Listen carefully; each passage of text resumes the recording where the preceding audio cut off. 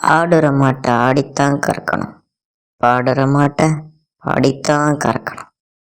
Jack, என்ன சொல்ல வர? எனக்கு கீழே வேலை பார்க்குற மாலுமிகளா முட்டா பசங்களா இருந்தா என்ன பண்ண முடியும்? ஆமாம், இவன் பெரிய அறிவாளி. நீ சொன்னாலும் சொல்லாட்டியும் நான் பெரிய அறிவாளி தான் கேப்ஸ். அதனால தான் இந்த பிளாக் பெல் கப்பலோட கேப்டனாக இருக்கிறேன். சரி, பொடி கட்சி பேசாம விஷயத்த சொல் ஜாக். ஏ கேப்ஸ், இங்கே பாரு.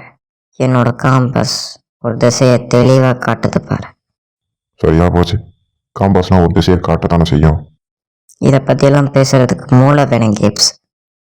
இதை உன்கிட்ட சொன்னது ஏன் தப்பு தான். கப்பலை வடக்கு திசை நோக்கி செலுத்து. கப்பலை வடக்கு திசை நோக்கி செலுத்துங்க. அந்த மந்திரக்கல் எனக்கு சொந்தமாக வேண்டிய நேரம் வந்துடுச்சு.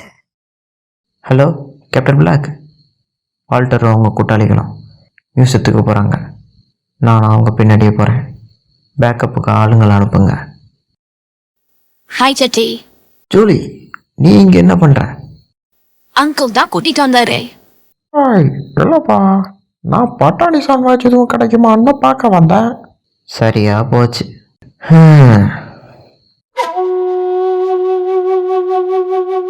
டேய் ராஜேஷ், இவளையும் இந்த குரங்கையும் கட்டி டிக்கியில் போடுறான்.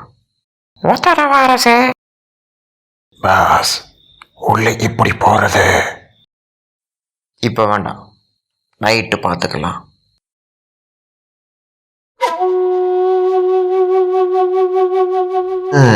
எப்படியோ பாஸ், பொருளை எடுத்துட்டோம்.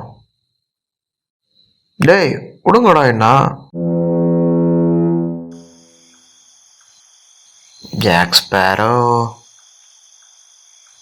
கேப்டன் ஜாக் ஸ்பேரோன்னு சொல்லு. வால்டர், எனக்கு அந்த மந்திரக்கல் வேணும். எடுத்துகிட்டு போகிறதுக்கா நாங்கள் எடுத்து வந்தோமா? டாய் மண்ட பசங்களா, மந்திரக்கல் எங்களோடதா, அதை கொடுங்கடா.